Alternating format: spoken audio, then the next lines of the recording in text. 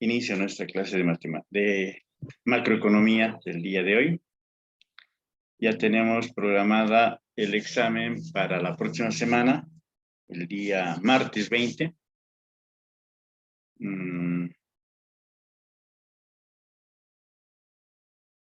Entonces ya el día martes ya va a estar directamente en el Moodle, como se acostumbra a hacer el examen, para que ustedes lo vayan resolviendo. Les voy a dar un tiempo de 45 minutos. Son 15 preguntas que van a ver en el examen. Y las preguntas van a estar básicamente extraídas de del PowerPoint que les doy como apoyo, ¿no? Eso lo tienen ustedes en el Moodle. Creo que no hay ninguna duda sobre eso. Son términos macroeconómicos que nos hemos ido analizando con profundidad. Inicialmente estábamos nosotros con introducción a la economía y de ahí ya hemos ido sacando esto para que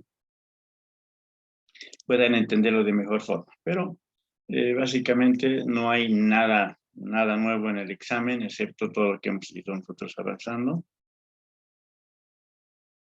Y continuamos con nuestra matriz. ¿Ustedes tienen alguna pregunta?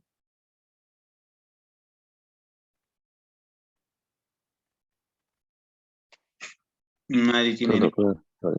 Muy bien. Entonces, nosotros estamos hablando de los objetivos de la macroeconomía y de ahí hemos salido a hablar de los términos, ¿por qué?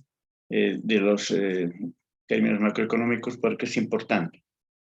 Cuando nosotros hablamos crecimiento general económico, tenemos que saber qué terminologías van a entrar dentro de ese análisis que vaya a ser, que es el objeto de la macroeconomía. Entonces sabemos que es un crecimiento a través de la producción, de la productividad, y dentro de ese término, nosotros nos hemos puesto a analizar por qué somos y no somos productivos, qué es lo que incurre en que nuestro país no sea productivo como los demás, y hemos entrado al área de los términos importantes.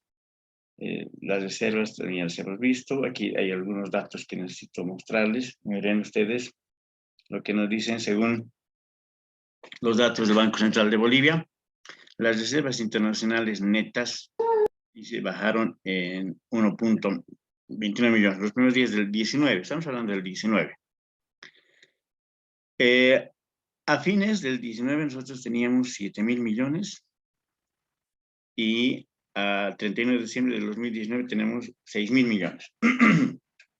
Actualizando ese dato al 2021, digamos que tenemos 4.000 millones de dólares. Ahora, de respaldo en realidad, ¿no? Moneda. Pero esto se lo evalúa en dólares. Entonces tenemos 4.000 millones de dólares a la fecha. Y las reservas que tenemos en oro son 42 toneladas que tenemos en lingotes de oro. Bueno, es lo que tiene nuestro país, evaluado más o menos unos 3.000 millones de dólares. Entonces eso nos indica que liquidez inmediata en moneda tenemos 1.000 millones de dólares. Y esos 1.000 millones de dólares, los economistas también nos comentan de que se lo utiliza para poder garantizar el tipo de cambio, para que no haya una devaluación. Es como una subvención a la moneda fuerte. Entonces, haciendo un análisis lógico, tenemos que preocuparnos, bueno, el país está sin reservas, no tenemos ahorros. ¿Qué nos queda hacer? ¿Qué es lo que queda hacer en situaciones similares? Ya se ha dicho que la economía es una sola, puedo comprar una familia con una nación. Si una familia no tiene ahorros, nada, tiene que vivir pues para el presente, para el día. No puede proyectarse al futuro. Entonces, ¿y qué hace? Comienza a trabajar. Si solamente trabajaba el papá, ahora también busca trabajo la mamá y los hijos mayores y todos trabajan para aportar a la economía. Entonces, la solución inmediata para cualquier país está en esta etapa de crisis, es pues productividad. ¿Cómo se consigue la productividad? Inversiones.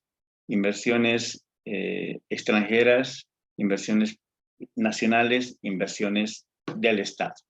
¿Para qué? Para crear fuentes de trabajo y estas hagan circular nuevamente la economía. Es la única solución. Entonces, por eso que el gobierno ya lo ha dicho, voy a utilizar 1.000 millones. He dicho que lo va a invertir en, esperemos que sea en inversión pública y no en gasto público. No en gasto público. El gasto, vamos a ver cuando estemos viendo nosotros el análisis de los indicadores como el PIB, vamos a ver en qué gasta nuestro país. Y se van a llegar a sorprender, o sea, el presupuesto que tiene, si ustedes ya lo pueden ir revisando, el presupuesto que tiene el gobierno para los distintos ministerios. Ministerio de Educación, Ministerio de Salud, Ministerio de Defensa, es abismal la diferencia que existe, por decir, en el Ministerio de Gobierno y en el Ministerio de Educación, en el Ministerio de Salud. En el Ministerio de Defensa también es altísimo, son 400 millones. En el Ministerio de Gobierno son otros 450. Son altos.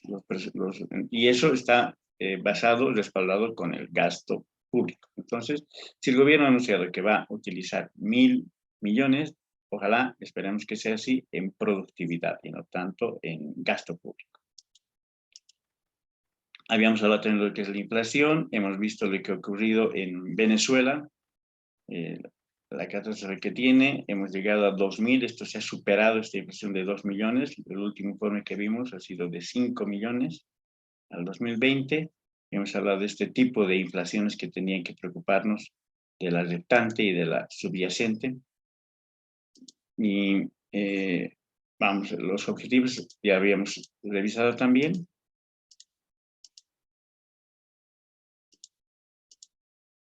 Y dentro de lo que nosotros ya vamos hablando de la macroeconomía, para determinar políticas fiscales, políticas monetarias, políticas cambiarias que tiene que asumir todos los gobiernos.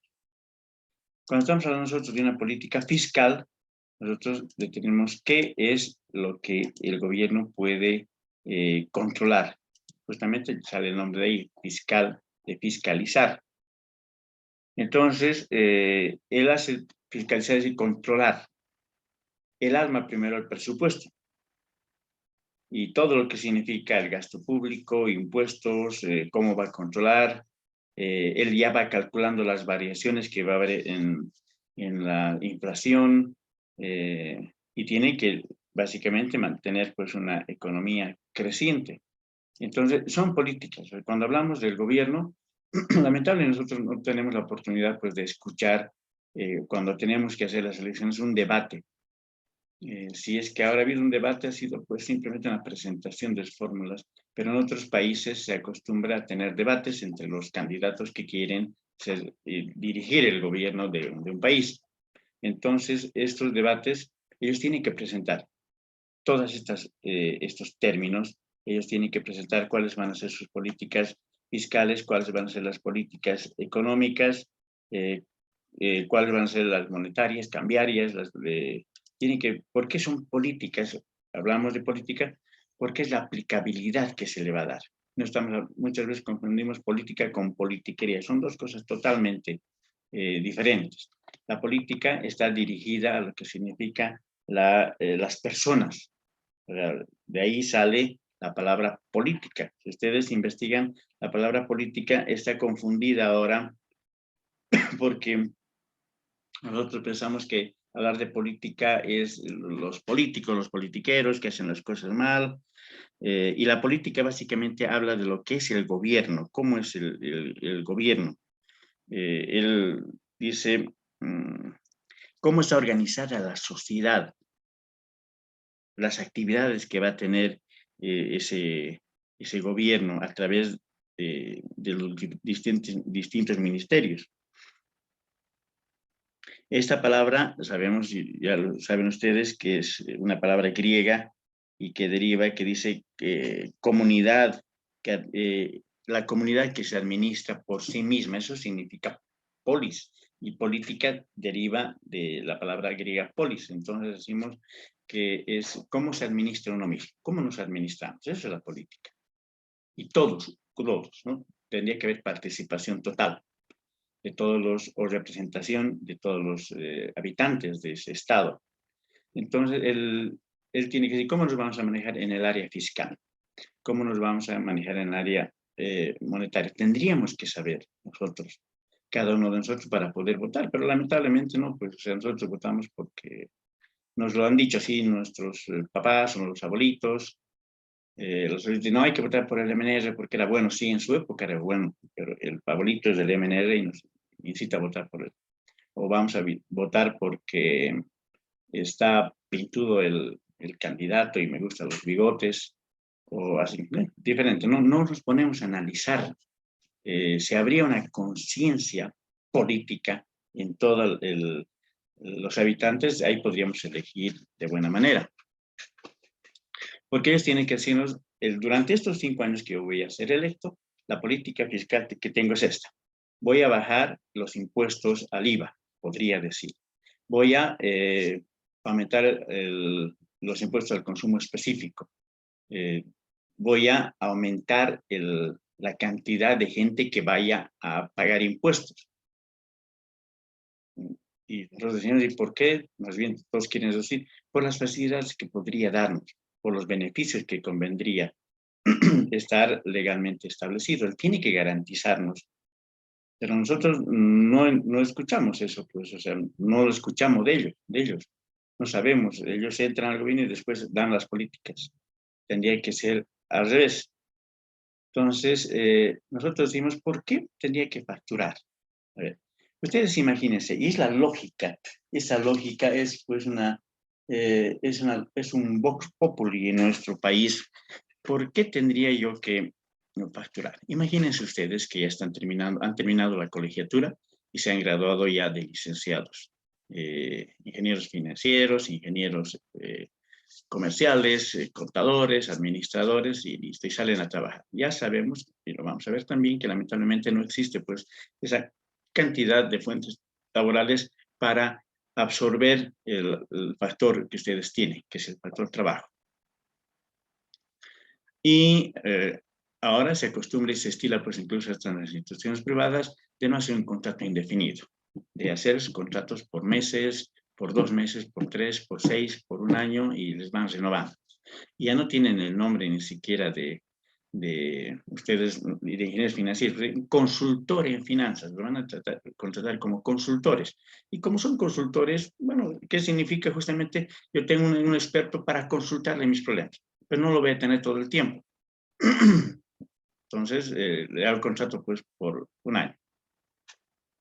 Entonces, en el momento que ustedes sean contratados, les van a decir, bien, lo voy a contratar, señor, por 2 meses inicialmente, y su sueldo va a ser de 5.000 bolivianos, por decir algo. Y, bien, tráigame su currículum, todos van a firmar el documento, y necesito que me facture.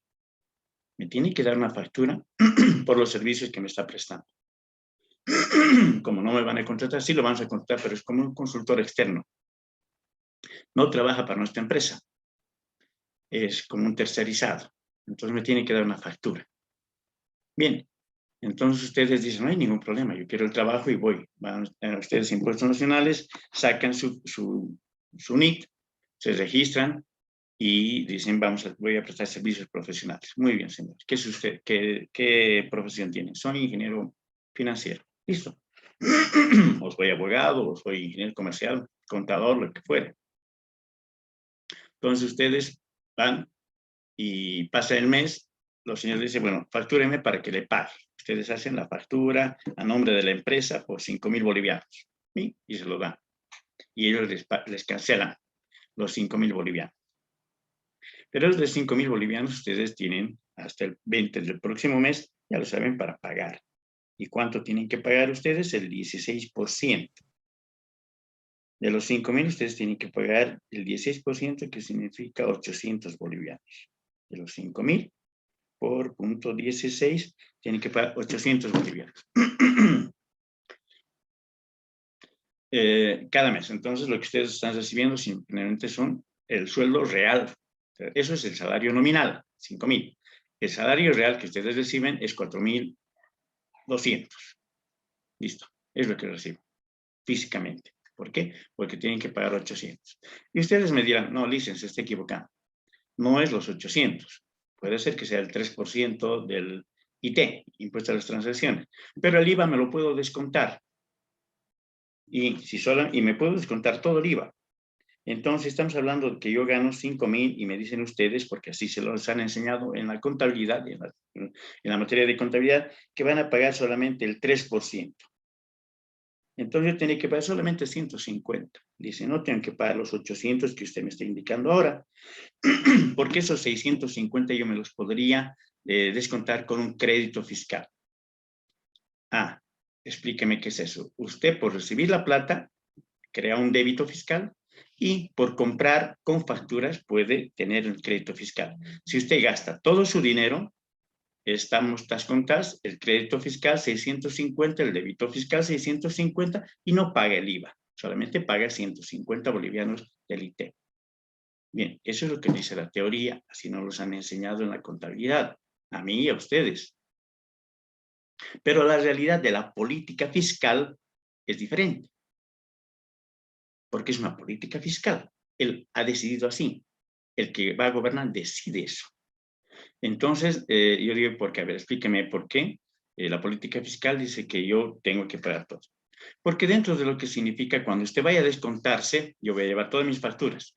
Mis facturas voy a llevar de los restaurantes a los que he ido también al médico, he comprado medicamentos, he comprado cuadernos para los chicos, he comprado bolígrafos, marcadores, material de librería, he pagado gasolina, he pagado los servicios, he comprado ropa y alimentos, listo, todo.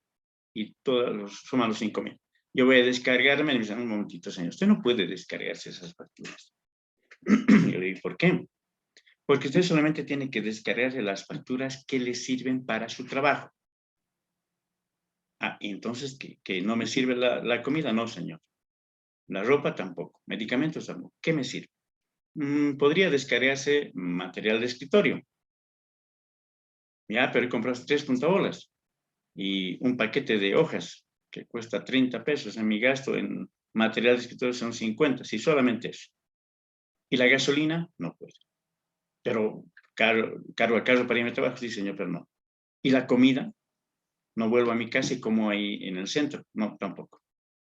Y la ropa, porque me tengo que vestir bien para ir a mi trabajo, no, tampoco, no, nada de eso. Solamente todos los gastos que estén relacionados con su actividad. Y como usted trabaja en el escritorio, le sirve pues hojas, clips, borradorcitos, marcadores, resaltadores. Vaya, pero no me dijeron eso. Sí, es que es una política fiscal. ¿Se dan cuenta? Entonces digo, oye, ¿cuánto voy a pagar? ¿Cuánto pago en realidad de impuestos?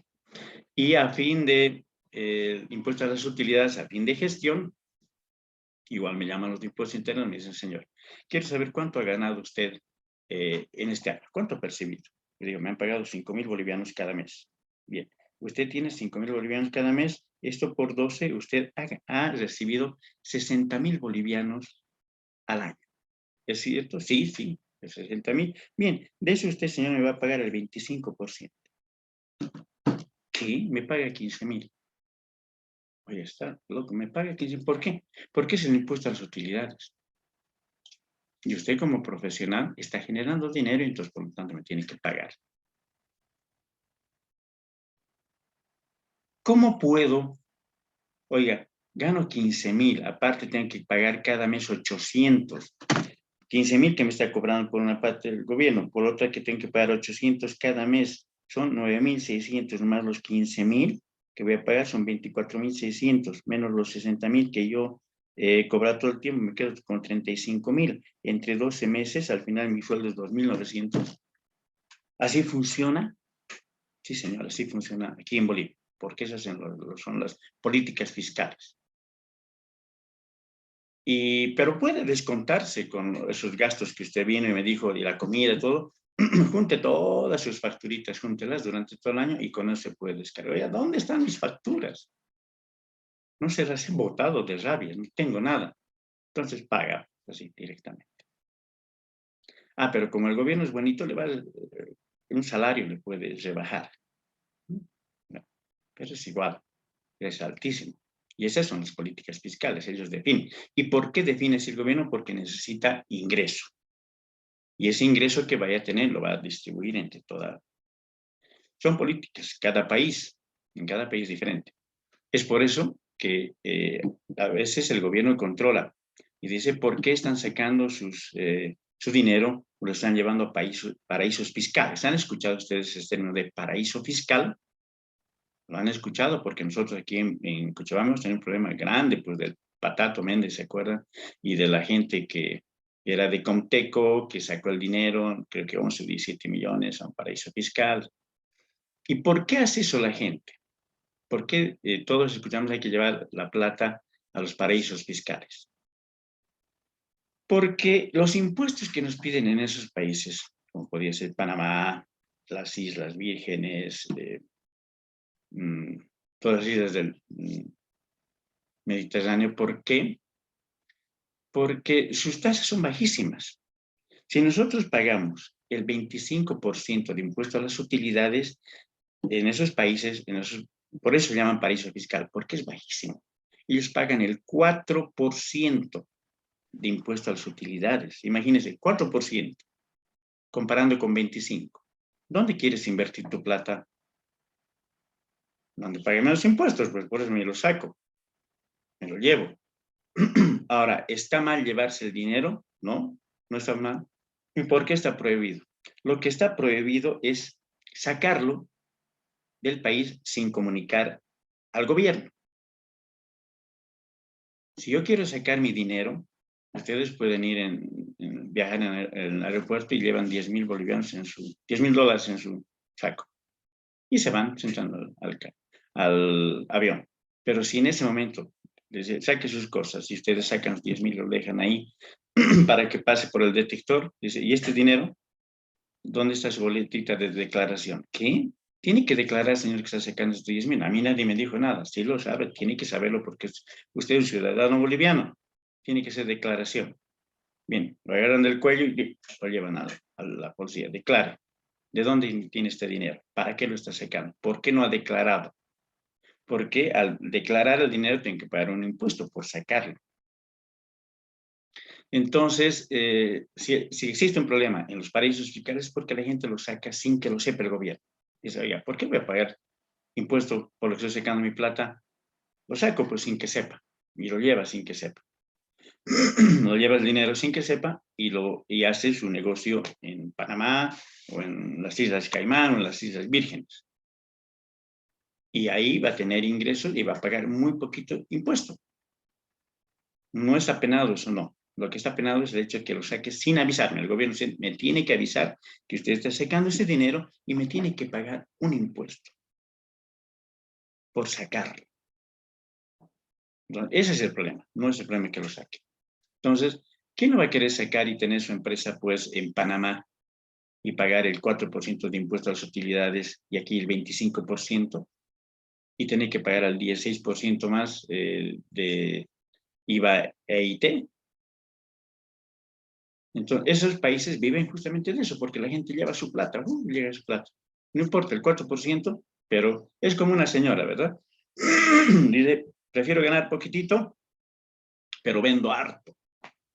La otra dice, prefiero ganar harto en un solo cliente. Listo, tiene un solo cliente al día y le da la ganancia. Pero la otra señora, vende pues todo el tiempo y gana poquitito. Es más o menos igual.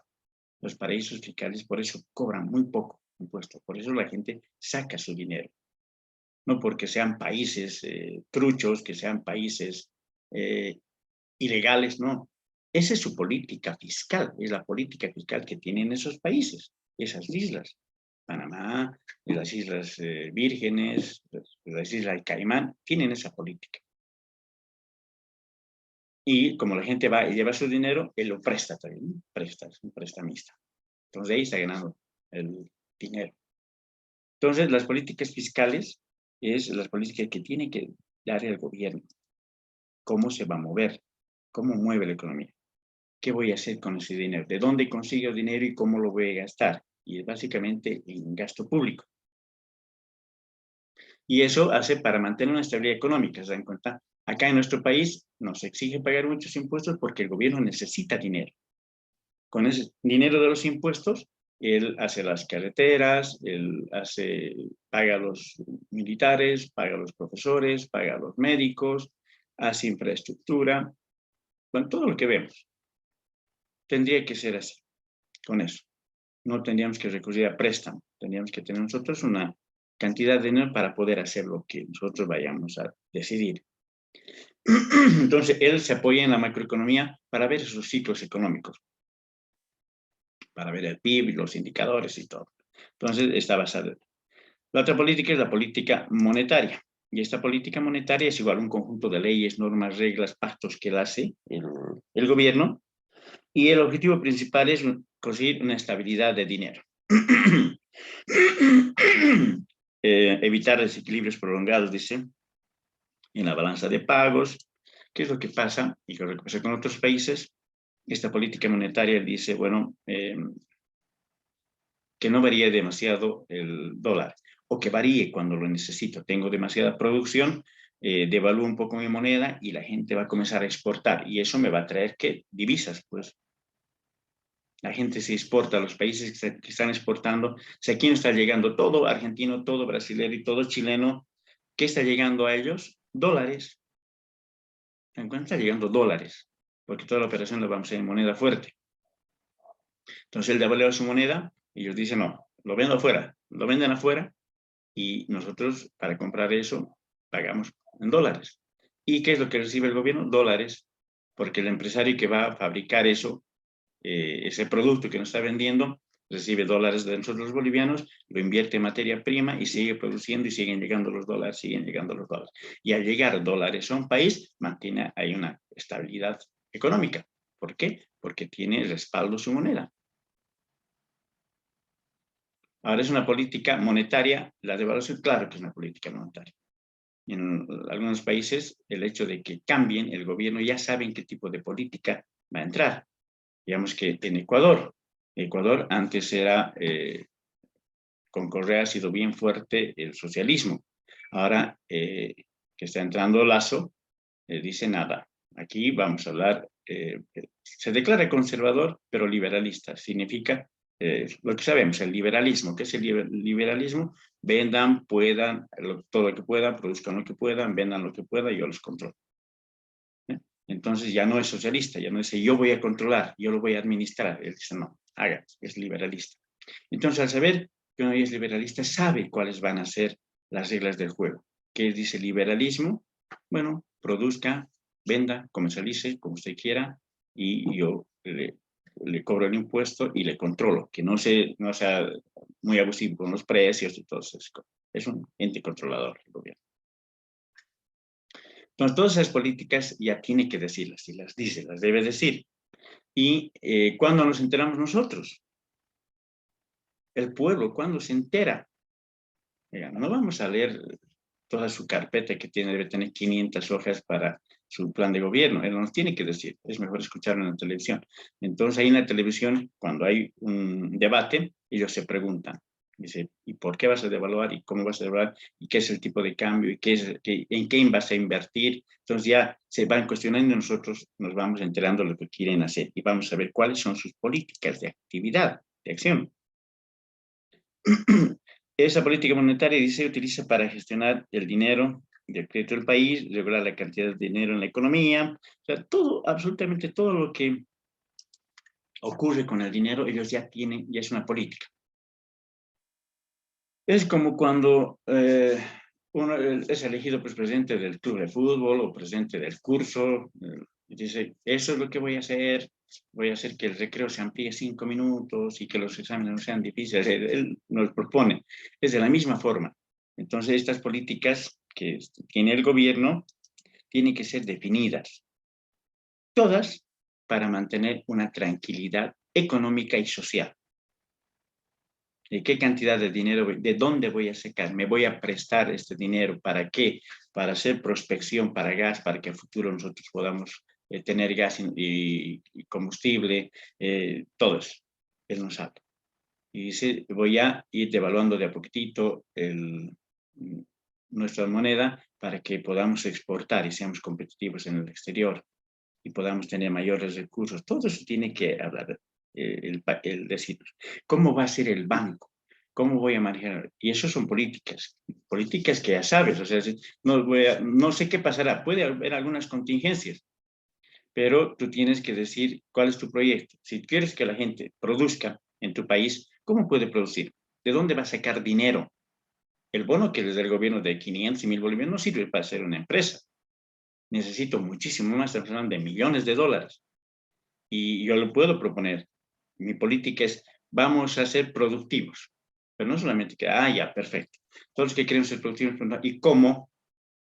¿De dónde cree que yo voy a sacar más dinero para agrandar mi empresa? Yo te lo voy a dar, yo te lo voy a prestar.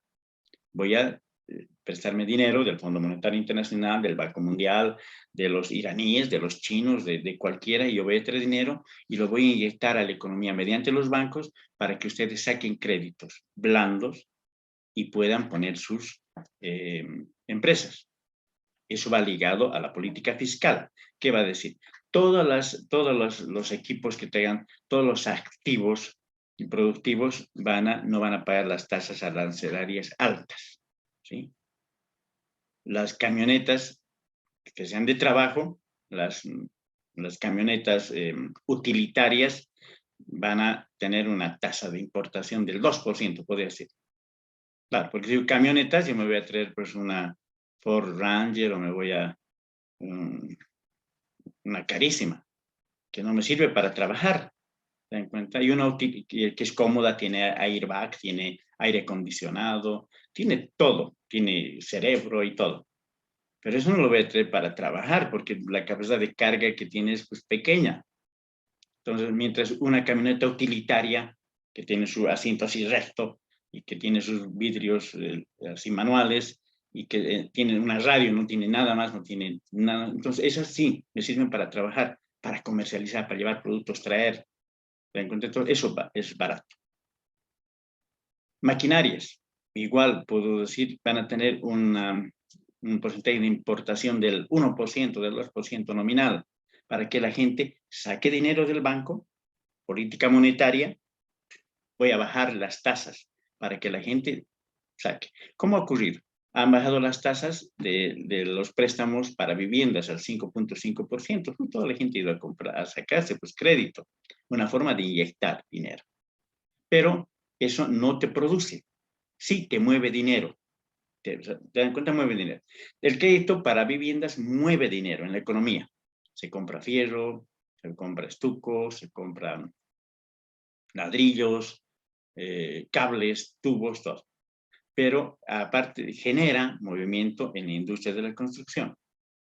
Pero no hace que la empresa crezca más. No hace. Dice, voy a traer mejor tecnología, no. Entonces, si él dice, voy a bajar los intereses en el banco, el empresario va a ir a sacar. Y aparte, si le dice como política fiscal, todos los bienes de capital, o sea, lo que puede invertir en maquinaria, equipo, van a bajar las tasas arancelarias, entonces compro, pues me presto, política monetaria, bajo los intereses del banco, y política fiscal, compro de afuera maquinaria. ¿Para qué? Para poder producir más. ¿Se dan cuenta? Ahí estamos produciendo. Ahí eso es para el sector productivo, eso sabemos que va a producir. Lo otro es como una inversión, o sea, el hecho de que me haga mi casita es una inversión. Que sí hemos hecho mover la economía del país, sí, pero no me garantiza que voy a seguir produciendo y voy a producir muchísimo más de lo que estaba produciendo este año. No me garantiza. ¿Sí? Entonces, se dan cuenta, todas estas políticas que le interesa a la macroeconomía están ligadas unas con otras, no son independientes. Entonces, acá ella dice, ¿cuáles son? Tiene que marcar la cancha. Ahorita no sabemos. En cuenta, el ministro de Economía no ha dicho absolutamente nada. Lo único que le hemos escuchado decir, No es conveniente una devaluación y mover el tipo de cambio por el momento. Nada más, o sea, no ha dicho nada más al país. El presidente, que es un economista, tampoco nos ha dicho nada. Absolutamente nada.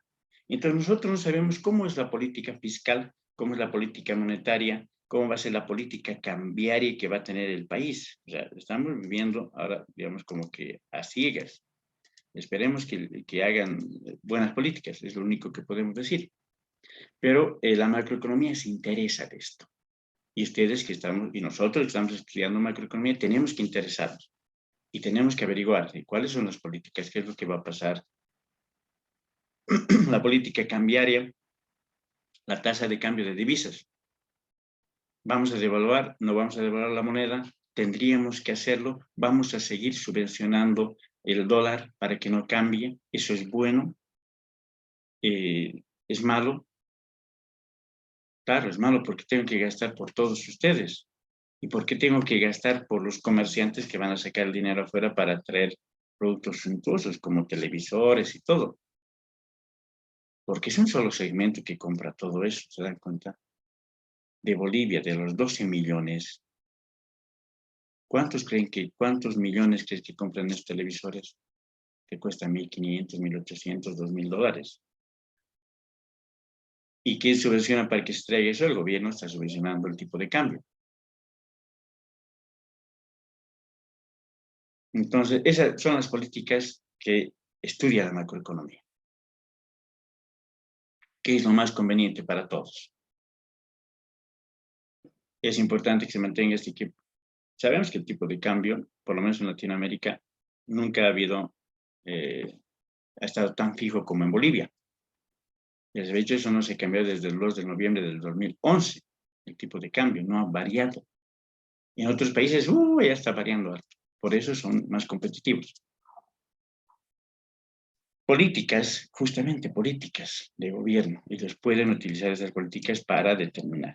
Aquí está. Desde el 2 de noviembre del 2011, el tipo de cambio se ha mantenido en 6.96. O sea, no ha variado tantos años. Igual que el pan, igual que la gasolina. Ya se ha dicho, eso nos va a llevar ¿a qué? ¿A qué está llevando? A una inflación reptante. Para nosotros no ha pasado nada, no ha cambiado nada, pero para el mundo exterior ya el tipo de cambio no es el mismo, la gasolina no cuesta lo mismo, los panes no cuestan lo mismo, la energía no cuesta lo mismo y todo está cambiando. Pero para nosotros no. Pero eso, ¿en qué va a desencadenar? Justamente en esa inflación subyacente y en la inflación reptante. En algún momento alguien va a tener que abrir la puerta o levantar su mano y ahí nos vamos a sorprender con que las cosas afuera habían estado pues bien diferentes. Y vamos a tener que pagar ese precio por la tranquilidad que tenemos ahora. Inclusive ahí, sabiendo esto, ¿qué es lo que nos dice el gobierno, el ministro de Economía? No va a haber tipo de cambio por el momento, no es conveniente. Ya se ha dicho la razón. Bueno, son más que económicas, creo que son sociales. La política de ingresos del país que tiene que tener de dónde voy a yo tener ingresos monetarios. ¿De dónde voy a captar recursos? ¿Y de dónde capta recursos el gobierno? Capta recursos pues de las ventas, de los productos que nosotros tenemos, de las exportaciones y básicamente de los impuestos. Básicamente de los impuestos. Entonces, ¿cuál va a ser la política? Ampliar el sector impositivo. Sacar a gente a controlar.